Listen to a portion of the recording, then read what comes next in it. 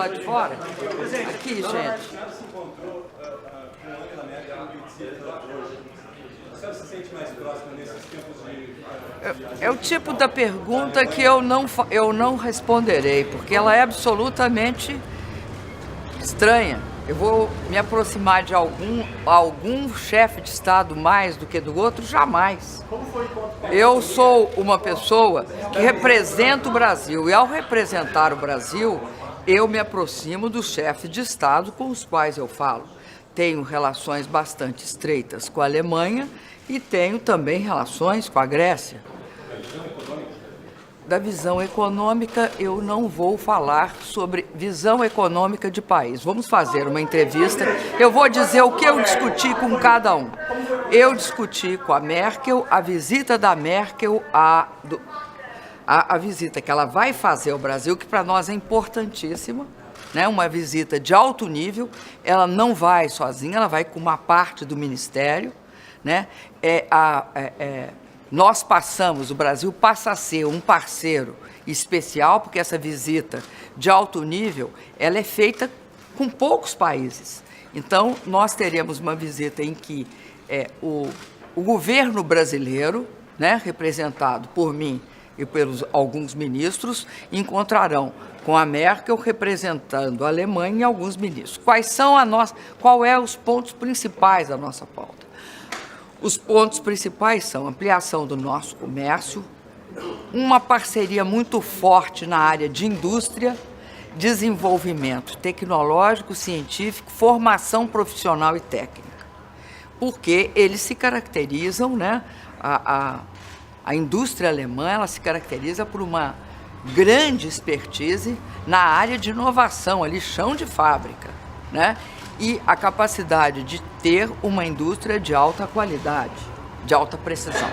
Então, nos interessa isso, nos interessa continuar a nossa discussão sobre cibersegurança e também uma cooperação na área de tecnologia digital, na medida em que o mundo tende a digitalizar todos os processos, mesmo os mais complexos.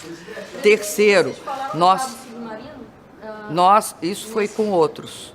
O cabo submarino foi na nossa parceria com Portugal, porque ele sai do Brasil e vai para Portugal. Mas concluindo com a Merkel também, nós discutimos várias questões relativas à relação que nós temos dentro do G20. Nós temos uma relação forte dentro do G20 na área dos organismos financeiros e também em relação a todos os problemas que afetam o mundo. Principalmente, fizemos uma avaliação também da recuperação econômica. A Europa, numa recuperação econômica ainda menor, né?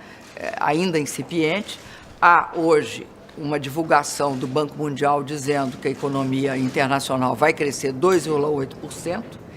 Eu acredito que, apesar do Banco Mundial dizer que tem problemas estruturais que levarão a uma recuperação mais lenta, eu acredito que mesmo os países emergentes, para quem a crise agora atingiu, porque agora a crise atingiu os países emergentes, eu acredito que nós também vamos ter, a partir do ano que vem, um processo de recuperação, tanto China, quanto o Brasil, quanto os outros países.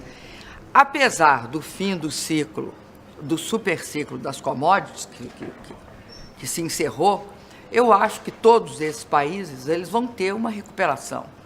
O Brasil, a China, a África do Sul, a Rússia, todos nós vamos ter uma recuperação. E na América Latina é importante notar que isso também ocorreu, né? Com uma mudança de patamar no crescimento.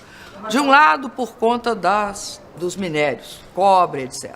De outro lado, por conta do preço do petróleo. Falando em recuperação econômica, a inflação divulgada ontem, a senhora acha que a população tem que consumir menos? Como é que a senhora está vendo? Não acho que a população tem de consumir menos. Eu acho que, pelo contrário, a população deve continuar consumindo. O que vai acontecer? A inflação deste ano é uma inflação atípica, né? Ela é fruto de várias correções. Nós continuamos ainda com dois problemas. Um é a seca.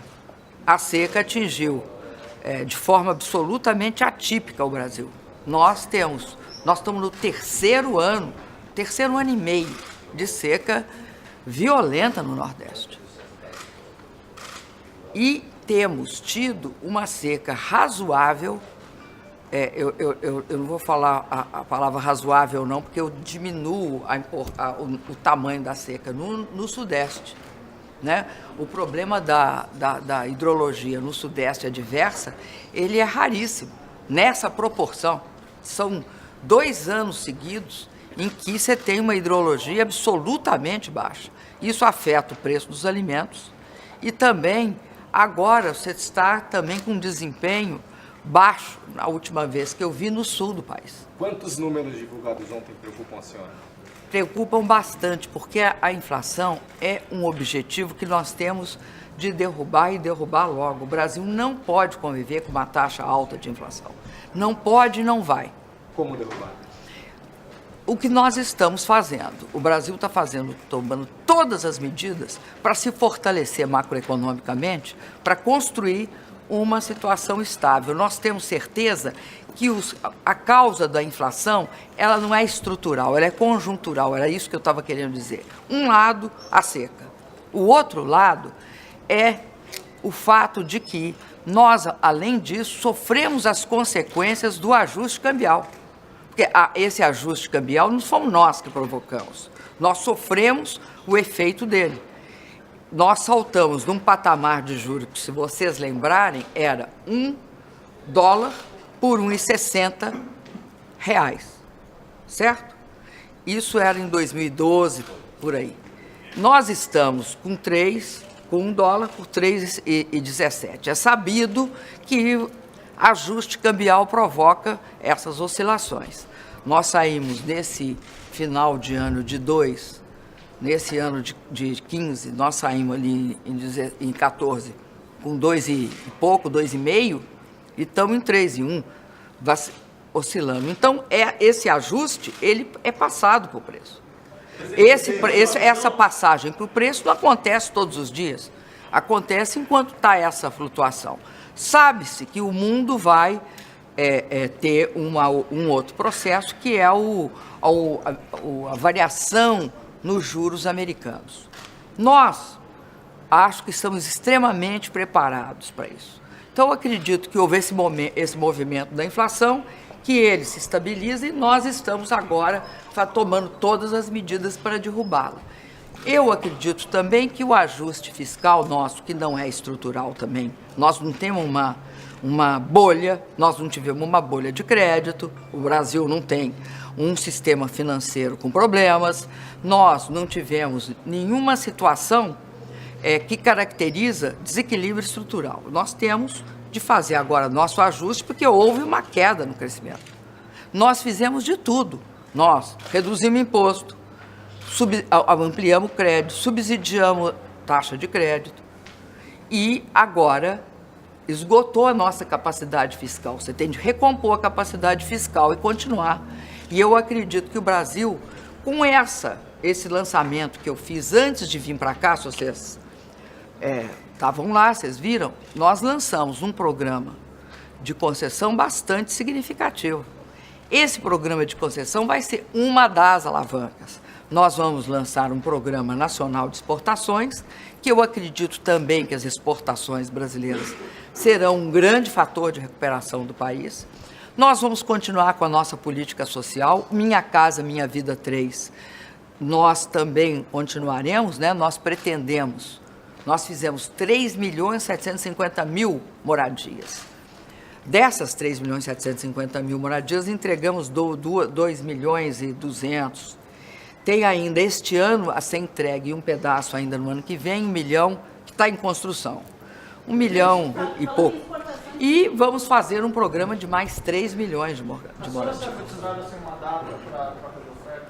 Não saí frustrada, não é, ou seja, isso não significa que não terá data, né? Porque eles têm nós fazer uma proposta, olha, vamos fazer uma troca de ofertas. Aí eles têm de olhar as condições deles e fazer a mesma proposta. Eu acredito que é muito importante o Mercosul sinalizar que vai unido E acho que eles também vão ter de sinalizar, porque se um país, apesar da Comissão Europeia ter o poder de firmar o acordo, esse acordo tem de ser de 27 países. Não é trivial, nenhum país é igual ao outro. O governo brasileiro não vai esperar a Argentina, perdeu a paciência? Não, senhor, não tem isso não. Essa visão de o governo perdeu a paciência com a Argentina, primeiro, não representa jamais o que o governo brasileiro pensa. A Argentina é um grande parceiro nosso. Nós temos de ter toda a consideração com a Argentina e não existe motivo para a Argentina não ir conosco. Ela tem essa disposição e jamais, eu acho, se trata de uma coisa tão desrespeitosa quanto perder a paciência entre governos. Era. Essa é visivelmente uma conversa que eu diria que acha que a culpa sempre é dos latino-americanos. Me desculpa, não é trivial em país nenhum, entre nenhum país, fazer um acordo comercial. Né? 27 países integram a União Europeia. Se a gente não considerar que são países diferenciados e que eles têm também de fazer suas discussões, seria algo fantástico. Por que é que até hoje não saiu ainda um acordo entre a União Europeia e os Estados Unidos? Vocês nunca pensaram por quê? Por que não saiu um acordo entre a União Europeia e o Japão? Então, acordos, nós quisemos fazer, eu acho que acordos bilaterais podem ser difíceis para qualquer país ou para qualquer região. O que você tem de fazer é ter disposição de fazer. E acho que nenhum desses acordos que nós estamos fazendo pode justificar que a gente não tente novamente a rodada de Doha. Porque, na verdade, a rodada de Doha é que criaria um outro ambiente, um completo e diferente ambiente para o comércio internacional entre todos os países. Eu acho que, assim, teria um efeito grande no produto interno bruto do mundo, um acordo internacional do padrão Doha, que era aquilo que a gente queria. E o Congresso do PT, presidente, qual a sua expectativa? Olha, eu não pedi para esperarem eu chegar, mas eu chegarei, né? Se vocês deixarem. Qual é a expectativa? Se vocês deixarem, chego lá. Falar sobre as bilaterais. Olha, nós tivemos uma bilateral também muito grande com o ministro grego Tsipras, tivemos uma rápida conversa com o Donald Tusk, porque vai haver a oitava cúpula Mercosul-Brasil no segundo semestre. Então, nós temos também de marcar... Europeia, eu falei de quem? Mercosul. Não vai ter também Mercosul-Brasil, vai ter Mercosul-Brasil em julho, e vai ter União Europeia no segundo semestre. Nós temos de marcar a data para esse encontro entre a União Europeia e o Brasil, que os nossos chanceleres farão. Além disso, falamos também com Luxemburgo. Ontem eu falei com os búlgaros e falei com o ministro da Bélgica e com o Cameron. Sobre o Congresso do PT, a senhora acha que o PT vive um dos momentos mais difíceis? Eu acho que o Congresso do PT vai ser um congresso importante para o PT, um momento de reflexão. Por quê?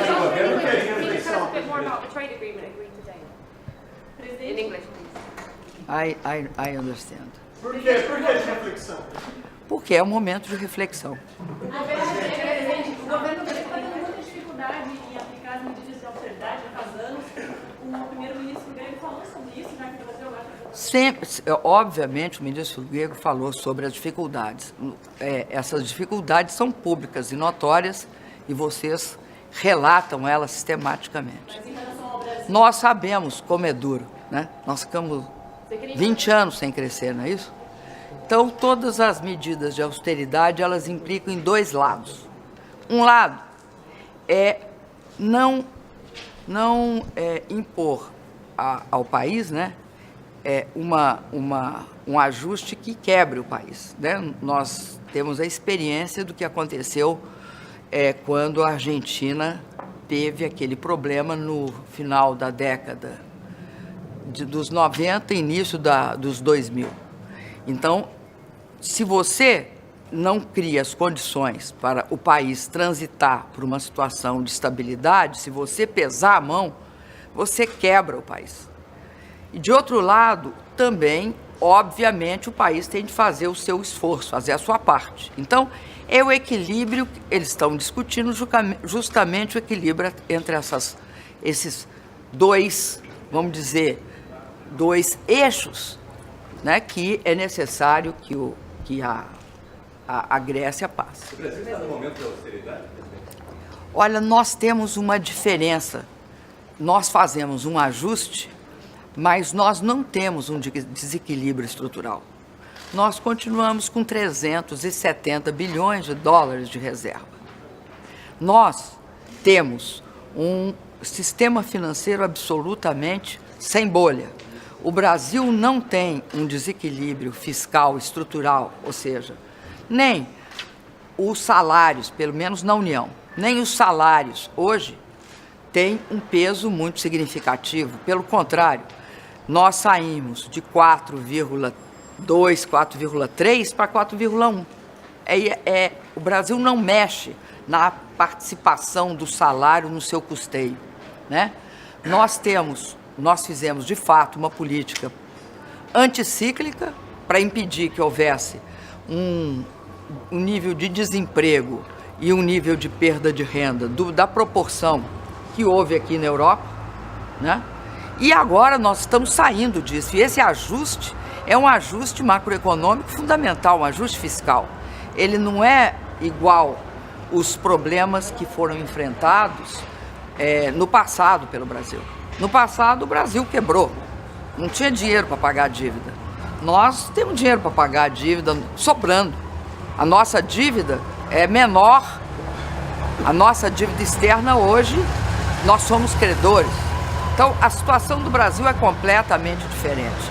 Agora, todos os países, quando sofrem as consequências de uma crise da proporção dessa, tem de fazer seus ajustes. E vamos lembrar que, além dos nossos problemas internos, a economia internacional, que estava em crise desde 2008, até hoje não se recuperou. Ela está andando de lado, né? Você veja que com 7% da China de crescimento, que é o menor em 25 anos, ainda o crescimento é 2,8% do mundo, você olhe que as taxas, né, proporcionalmente estão bem baixas. Não, para nós, naquele momento foi. Naquele momento foi, sim, senhor. Óbvio, porque depois a marola se acumula e vira uma onda. Agora, sabe por que ela vira onda? Porque o mar não serenou, meu filho. Se o mar tivesse serenado, ou seja, se a economia americana tivesse, de fato, tido uma crise em V, ou seja, cai e depois sobe, mas não foi isso. Ela teve uma crise em V e depois foi, ó. Agora que está se curvando. A Europa, nós pegamos a Europa em crise em que ano? Depois da queda do Lehman Brothers, foi basicamente em 2011 que começa a crise do euro, né? E as taxas de crescimento da Europa se tornam negativas e o desemprego explode. E estão saindo disso agora. Isso fazem quantos anos? 7 anos de crise nós temos nas costas. 7 anos. Tchau para vocês. Vocês estão querendo é que eu não chegue no Congresso. Obrigado.